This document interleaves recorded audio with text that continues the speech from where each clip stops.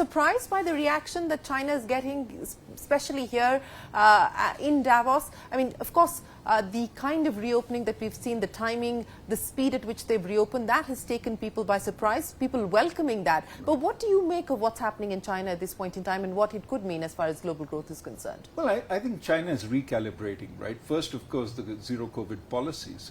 But also, a lot of their policies over the last few years have been predicated on they conquered COVID and they're doing the right thing. So acting against the private sector, trying to straighten out their real estate problem. And I think they really bit off more than they could chew, including some of the relationships with neighboring countries as well as with Western democracies.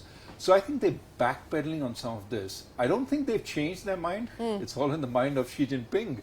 But I think what they've done is they're recalibrating just to stabilize their economy. You can't fight so many battles on so many fronts at the same time. And I think when they recalibrate, my guess is for a while we will have some respite. But after that, perhaps we'll be back to trying to decide what is China up to. Yeah, well, those are two of the likely positive surprises you spoke of. One, of course, the war ending between Russia and Ukraine and what happens in China as they recalibrate. What could the other potential upside surprises be that you would watch for?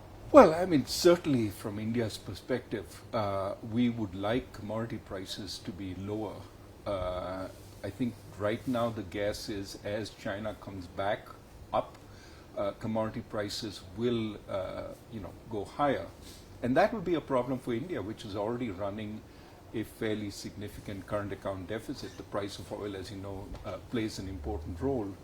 But I think if commodity prices stay lower, then, to some extent, some of our inflationary issues also become less important than they are. Our core inflation is still something to worry about.